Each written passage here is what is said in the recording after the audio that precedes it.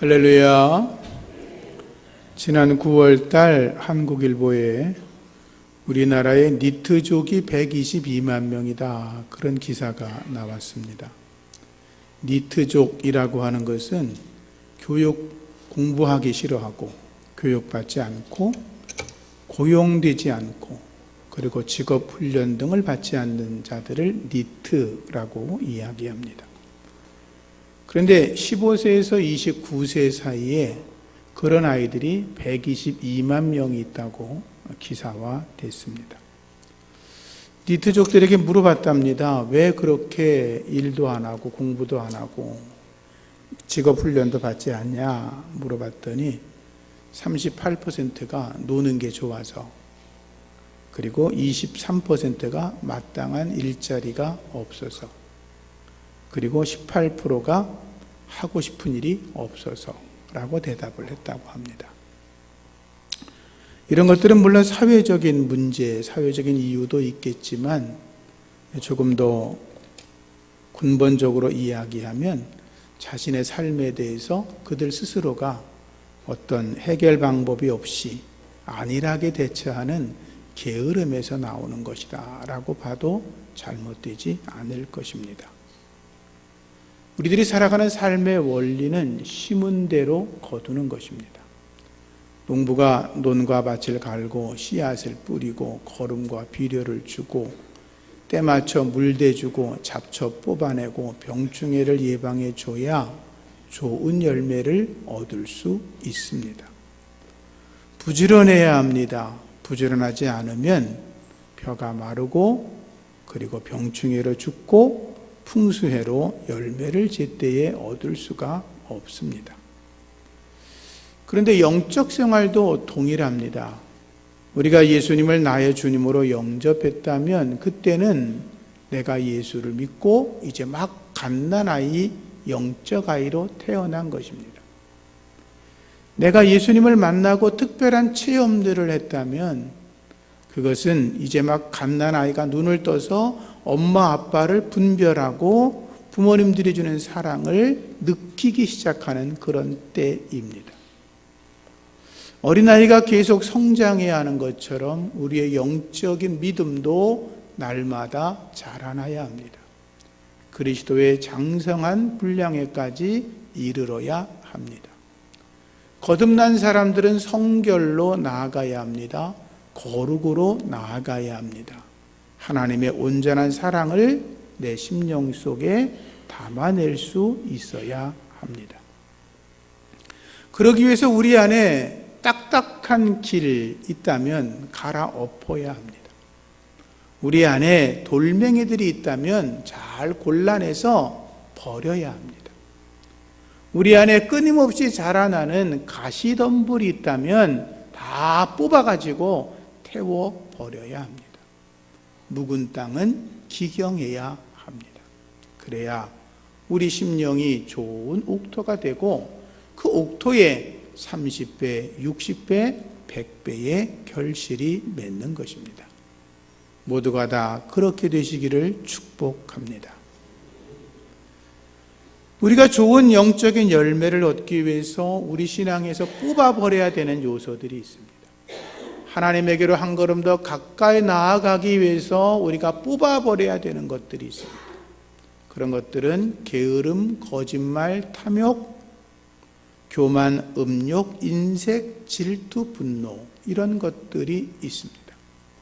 오늘은 게으름에 대해서 함께 말씀을 나누려고 합니다. 게으름뱅이라고 하는 말은 고용되지 않은 자라는 말입니다. 쓸모없다, 불모예, 나태한 또는 마땅히 해야 할 일을 하지 않고 회피하는 그런 뜻을 가진 알고스라는 단어를 사용합니다. 이 말을 엮어서 설명을 하면 이런 것입니다. 게으르고 나태해서 또 자기가 해야 될 일을 마땅히 하지 않기 때문에 아무짝에 쓸모가 없어서 누구에게도 고용될 수 없는 사람, 그런 사람을 게으름뱅이라고 합니다. 그런데 영적 생활에서도 게으름뱅이가 있습니다. 하나님께서 맡겨주신 삶의 현장에서 또는 하나님의 거룩한 교회 안에서 마땅히 해야 할 일임에도 불구하고 외면하고 하나님의 사명을 따라 일하려고 하지 아니하고 자꾸 뒤로 물러서 누워 쉬려고 하는 것, 영적인 게으름뱅이인 것입니다. 성경을 보면 게으른 사람은 여러 가지 특징이 있습니다. 첫째, 그들은 안락한 것을 좋아합니다. 후안이라고 하는 사람이 죽었습니다. 옛날 고대 설화에 나오는 이야기 속에 나오는 것인데, 근데 후안이라는 사람이 어느 날 죽었습니다. 죽었는데 살아있을 때 꿈에도 그리던 정말로 편안하고 안락하고 아름다운 곳에 자기가 있다는 걸 느끼게 되었습니다. 내가 천국에 왔구나. 너무 좋았습니다. 조금 있다가 하얀 옷을 입은 사람이 와서 이야기합니다. 후안 씨, 여기서는 무엇이든지 원하는 대로 하시면 됩니다. 무엇이든지 먹고 싶으면 마음대로 드시고 마음대로 마시고 하고 싶은 것 있으면 마음대로 즐기십시오. 그런 말을 들으니 너무 행복했습니다. 그래서 몇 년 동안 아주 그냥 시간이 가는 줄도 모르고 열심히 자기가 하고 싶은 것들, 즐겁고 행복하다고 느껴지는 것들, 먹고 싶은 거, 마시고 싶은 거, 하고 싶은 짓들을 마음대로 했습니다. 몇 년이 지났는데 이젠 그런 게 별로 재미가 없었습니다. 그래서 하얀 옷을 입은 사람을 찾아서 이야기합니다. 제가 몇 년 동안 하고 싶은 일을 다 해봤습니다. 그런데 지금부터는 약간의 일이 저한테 필요한 것 같습니다. 제가 쓸모 있는 사람이라는 느낌을 내가 받고 싶은데 그러려면 일을 좀 해야 되지 않겠습니까? 일 좀 알아봐 주십시오. 하얀 옷을 입은 사람이 이렇게 대답했습니다. 죄송합니다. 제가 당신에게 모든 걸 다 해줄 수 있는데 한 가지 해줄 수 없는 게 있습니다. 그건 바로 일하는 것입니다. 이곳에서는 전혀 할 일이 없습니다. 후안이라고 하는 사람이 화가 나서 말했습니다. 아니, 나보고 영원토록 지루하게 살란 말입니까? 그러면 나를 차라리 지옥으로 보내주십시오. 지옥으로. 그랬더니 하얀 옷 입은 사람이 귓속말로 말했습니다. 지금 당신이 있는 곳이 어디에 있는 것 같소? 무슨 말인지 아시죠? 그가 있는 곳은 지옥이었습니다. 코엘료라고 하는 작가가 이렇게 썼습니다. 아침에 눈을 떠서 할 일이 없다. 그렇다면 그곳이 바로 지옥이다 라고 하였습니다. 게으른 자들은 한없이 누워 있으려고 합니다. 좀 더 자자, 좀 더 졸자, 손을 모으고 좀 더 누워 있자. 이것이 그들의 언어라는 것입니다.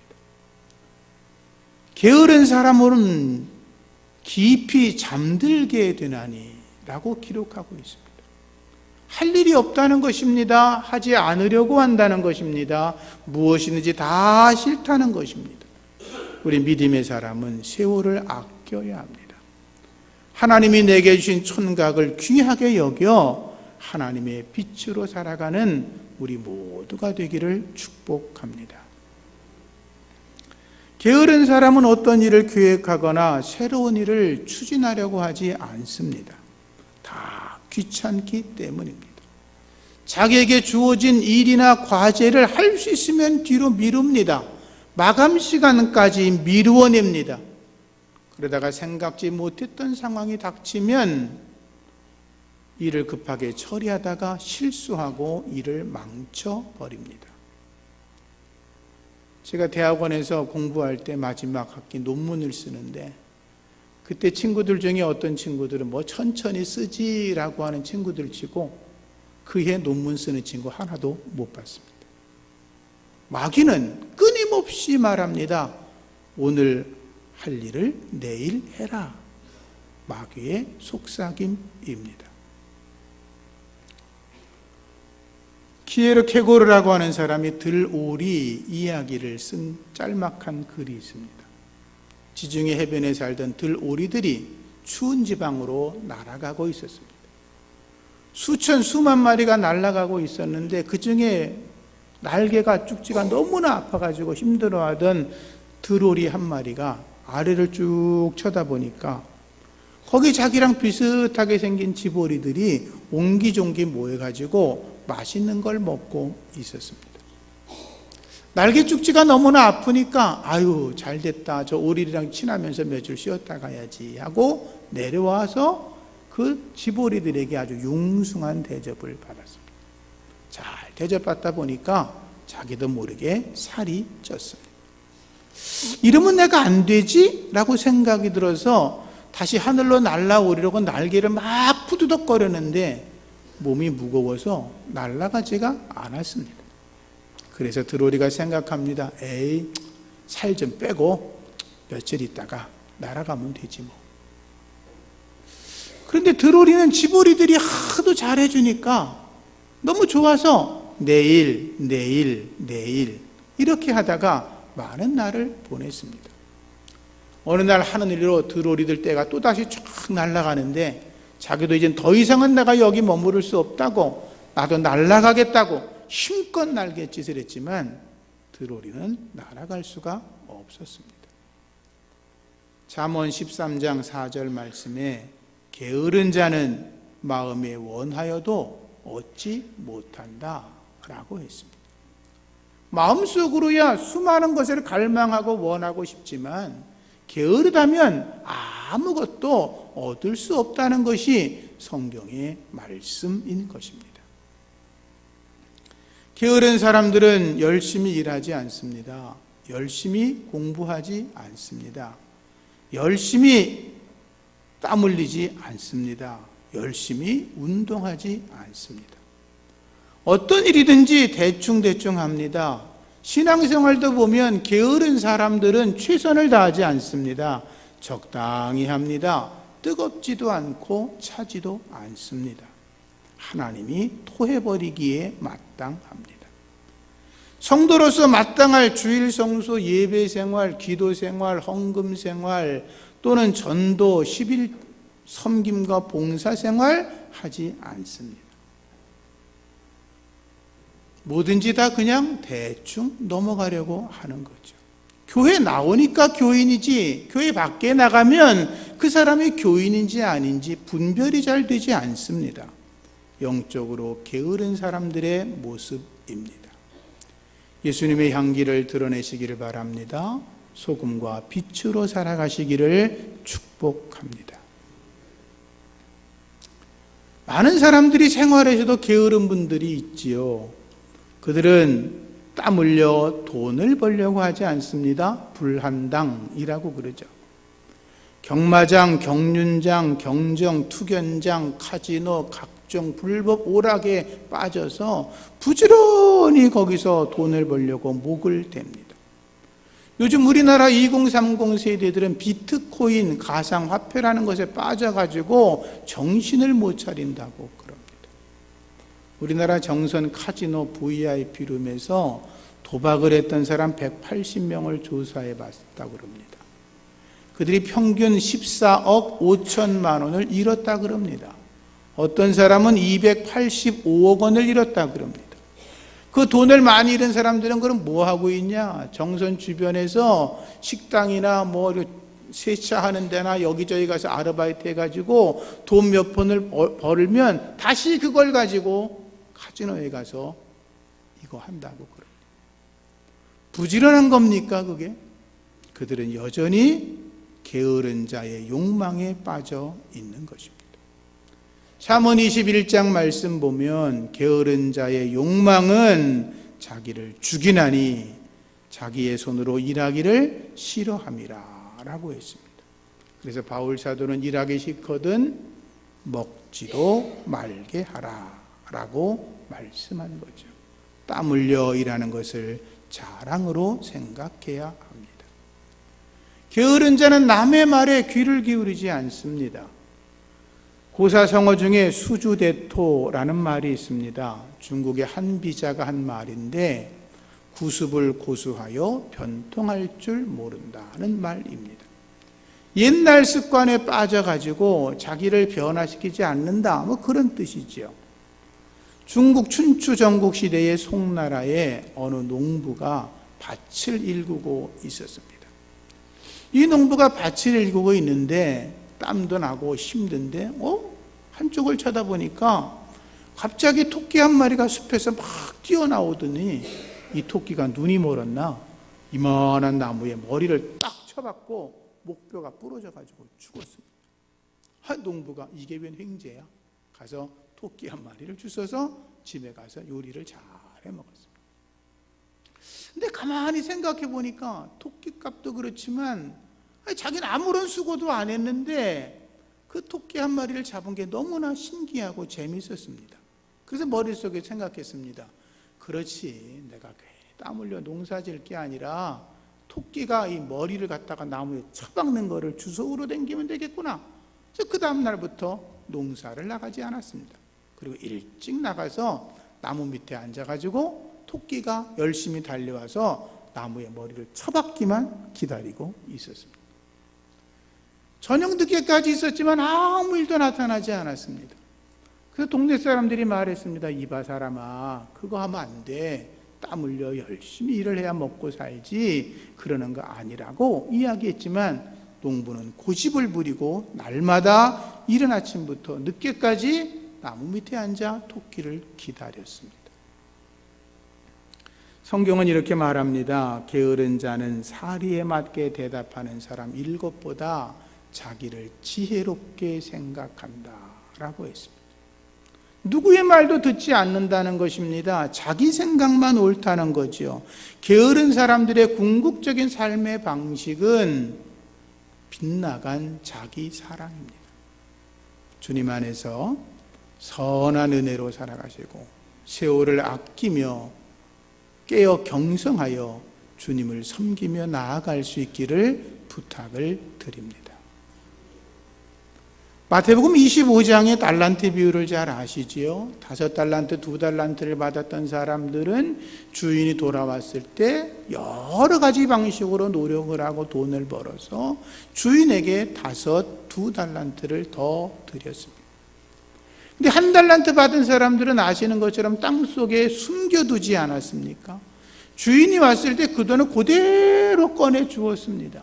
주인이 화를 내지요. 이 악하고 게으른 종아, 내가 심지 않은 데서 거두고 해치지 않은 데서 모으는 줄 알았냐? 라고 말하면서 책망합니다. 1달란트 받았던 사람들은 아무것도 하지 않은 것입니다. 그는 그냥 게을렀던 것입니다. 어떻게 돈을 벌어야 될지, 어떻게 노력을 해야 될지, 주인의 마음이 무엇을 원하는지 생각해 보지 않고 그대로 땅속에 감추어 두었던 거죠. 잠언 22장 13절 말씀 보면 게으른 자는 말하기를 문 밖에 나가면 사자가 있는데 내가 밖에 나가면 잡혀 먹을 거다, 이렇게 말한다는 말씀이 있습니다. 문 밖에 나가면 사자가 있다는 거죠. 안 나가겠다는 거예요. 무슨 일을 해라 라고 하면 아유, 세상이 얼마나 무서운데 내가 그 일을 해요. 난 집안에 있을래요 라고 한다는 거죠. 잠언 26장 14절 말씀 보면 문짝이 있지 않습니까? 문짝이 돌적이를 따라 빙글빙글 도는 것처럼 게으른 자는 자기 침대에서 뒹구느니라 라는 말씀이 있습니다. 아무것도 하지 않고 그냥 둥글둥글 돈다는 거죠. 그러면서 생각하는 겁니다. 자기를 위해서 언젠가 누군가가 나타나서 자기의 꿈을 이루어 줄 거다, 대박이 터질 거다 라고 생각을 한다는 거죠. 그리고 자기를 돕지 않는 사람들을 향하여 비난하고 욕하고 투정을 부립니다. 우리는 그리스도인입니다.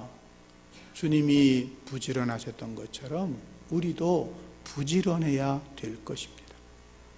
주님의 은혜 안에서 모든 사람들 앞에 하나님의 거룩한 열매들을 드러내 보이면서 교회 안에서나 교회 밖에서나 칭찬과 존귀함을 받는 하나님의 사람들이 여러분들이기를 축복합니다. 게으르면 망합니다. 잠언 24장 말씀에도 내 빈궁이 강도같이 오고 내 곰핍이 군사같이 이른다라고 하였습니다. 게으른 자는 가을에 밭을 갈지 아니하나니 그러므로 거둘 때에는 구걸할지라도 얻지 못한다라고 했습니다. 많은 사람들이 수확을 하고 있습니다. 열매를 거두었습니다. 풍성하니까 웬만하면 지나가는 사람을 불러서라도 이거 하나 먹고 가라고 이야기할 텐데, 이 게으른 자는 모든 사람들이 안다는 것입니다. 저가 게을러서 저렇게 사는 것인지 알기 때문에 그가 비록 구걸할지라도 아무것도 주지 않는다는 것입니다. 세계 모든 종족 중에서 신체적 조건이 가장 좋은 민족 중에 하나가 인디언이라 그럽니다. 그런데 인디언은 지금 멸종 위기에 빠져 있습니다. 그 이유는 그들이 일을 하지 않기 때문이라고 합니다.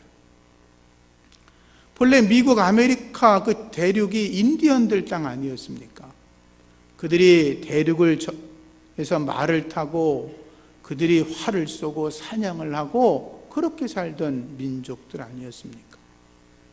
그런데 유럽 사람들이 아메리카에 들어와서 인디언들을 쫓아내고 몰아내고 죽이고 그 땅을 자기들의 것으로 만들었습니다. 시간이 지나다 보니까 미국을 건설한 사람들이 인디언한테 미안했던 거죠. 그래서 그들에게 필요한 것들을 공급하기 시작했습니다. 먹을 것, 마실 것, 입을 것, 살 집, 또 필요한 재정들을 계속 후원해 주었습니다. 인디언들이 아무것도 하지 않아도 먹을 게 생기고 마실 게 생기고 집이 생기고 돈이 생기니까 게을러지기 시작했습니다. 더 이상 말 타지 않고 사냥하지 않고 활도 쏘지 않고 그냥 술만 퍼마시다가 90%의 사람들이 알코올 중독으로 죽었다 그럽니다. 남은 사람이 10%도 채 안 돼서 인디언 보호구역까지 생기게 되었다는 것입니다. 나태와 게으름은 자기를 망치게 하는 것입니다. 영적 생활도 마찬가지입니다. 자기가 영적으로 나태하다라고 생각하는 분이 혹시 계시면 부지런해져야 합니다. 그래야 영적으로도 살아나는 줄로 믿습니다. 다윗 왕을 잘 알지 않습니까? 다윗이 얼마나 부지런한 사람입니까? 전쟁에 나갈 때마다 언제나 승승장구했고 이른 아침 일어나자마자 하나님께 기도하던 사람 아니었습니까? 그런데 모든 나라 왕들이 전쟁에 출전할 때에 성경은 그렇게 나옵니다. 다윗은 나가지 않았습니다. 다른 나라 왕들은 앞에 서서 전쟁하러 나왔는데 웬일인지 모르지만 다윗은 전쟁에 나가지 않았습니다. 그의 부하들이 나가서 열심히 전쟁하고 있었습니다. 다윗은 아침에 일어나 기도하지 않았습니다. 그냥 늦잠 자다가 게으르다가 나태해 있다가 밧세바와 간음하지 않습니까? 자기 죄를 감추려고 하다가 우리아도 죽이지 않습니까? 그렇게 부지런하고 충성스럽던 다윗도 게으름에 덫에 걸리니까 무너져 내려간 것입니다. 게으름은 위대한 신앙도 죄인으로 만드는 무서운 것이라는 걸 깨달으시기를 바랍니다. 게으른 자는 그 부리우는 사람에게 마치 이빨의 식초와 같고 눈의 안개와 같다 그랬습니다. 이빨에 식초가 닿으면 얼마나 쉬어요. 눈에 안개가 끼면 앞이 보이지 않지 않습니까? 게으른 자들은 주인이 볼 때 그런 존재여서 도저히 아무짝에도 쓸모가 없다는 것입니다. 게으른 자들의 길은 가시울타리와 같다 그랬어요. 사방팔방 나가려고 해도 그 게으른 자가 가는 길은 가시가 다 가로막고 있다는 거예요. 그래서 게으름의 결과는 결국 자기를 성공하지 못하게 만들고 다른 사람은 오히려 성공하게 만드는 것이라는 말이 있습니다. 부지런하여 열심을 품고 하나님을 섬기며 나아가는 저와 여러분이기를 축복합니다. 다시 말씀드립니다. 게으름은 마귀의 일입니다. 게으른 자의 손은 마귀의 작업장이다는 말이 있습니다. 그럼 반대로 말하면 부지런한 자의 손은 하나님의 작업장인 것입니다. 부지런해야 합니다. 하나님의 능력은 게으른 자를 통해서 나타나는 게 아니라 부지런한 자들을 통해 나타나는 것입니다. 그래서 바울 사도가 말하지요. 부지런하여 게으르지 말고 열심을 품고 주를 섬겨라. 이게 우리의 삶의 언어가, 방식이 되어야 될 것입니다. 우리는 하나님의 백성들입니다. 하나님이 나를 부르셨습니다. 라고 하는 소명감으로 가득할 수 있기를 바랍니다. 우리 안에 소명감이 분명해야, 하나님이 나를 부르셨다고 하는 그것이 분명해야 우리의 삶의 목표가 생기는 것입니다. 내가 일을 하는 것도, 공부하는 것도, 내가 자녀를 양육하는 것도, 내가 교회와 하나님을 섬기는 것도 모두가 다 하나님이 나를 부르셨기 때문이다. 그 하나님의 부르심은 하나님의 나라와 그의 영광을 위해 살아가는 것이기 때문에 내가 하는 모든 일들이 오직 하나님께만 영광이 되어야 되겠다. 그런 각오로 살아가는 걸 소명감, 부르심이라고 하는 것입니다. 그런 삶을 살아가는 자가 또 참된 예배자인 것입니다.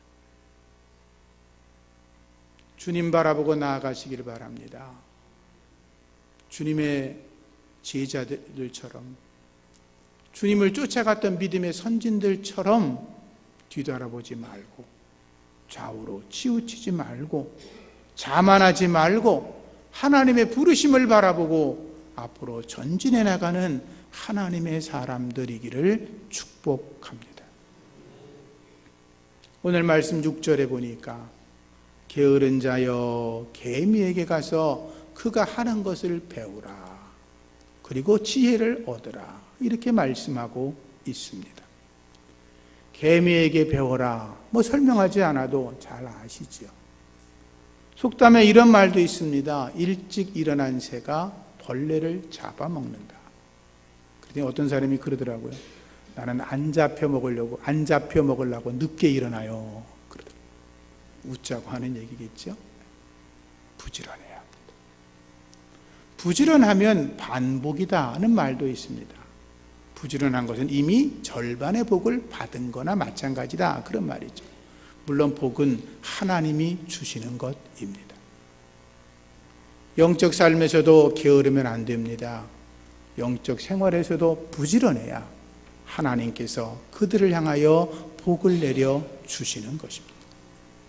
왕년엔 내가 이렇게 많이 했는데, 맞는 말이죠. 그때 잘하신 거예요. 지금은 아무것도 안 해. 지금은 잘못하시는 거예요. 옛날을 먹고 살지 말고 지금 나의 거룩한 부지런함으로 살아갈 수 있기를 축복합니다. 세계적인 피아니스트였던 루빈스타인이 이런 말을 했습니다. 내가 하루를 연습하지 않으면 내가 안다. 이틀을 연습하지 않으면 평론가가 안다. 3일을 내가 연습하지 않으면 청중들이 내 음악을 듣고 안다 라고 말했다는 거예요. 노력하지 않은 걸 금방 표가 난다는 거죠. 그래서 루빈스타인은 음악 연주회가 있든지 없든지 하루에 5시간을 날마다 피아노를 쳤다고 그럽니다. 2018년 주님께 더 가까이 나아가는 저와 여러분 되기를 축복합니다. 하나님이 기뻐하지 않는 게으름, 죄악된 것들을 다 버리고 조금 더 부지런히 성경을 읽고, 더 부지런히 기도하고, 더 부지런히 예배하고, 더 부지런히 전도하고, 더 부지런히 섬김과 봉사하셔서 올해도 한 해가 지나고 나면 하나님께서 우리에게 결산하자 그럴 것 아니겠어요? 그때 하나님께서 여러분들을 보시고 착하고 충성된 종이라고, 내게 가까이 오기에 너는 합당하다고 인정받는 하나님의 사람들 되시기를 예수 이름으로 축복합니다. 하나님 감사합니다. 정말로 감사합니다.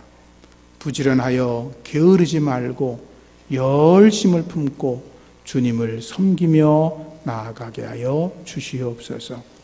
하나님 행여 우리의 삶 속에 하나님을 향한 게으름이 있다면 그 게으름을 우리가 깨쳐버리고 주님께로 달려나갈 수 있도록 도와주시옵소서. 예수님 이름으로 기도합니다.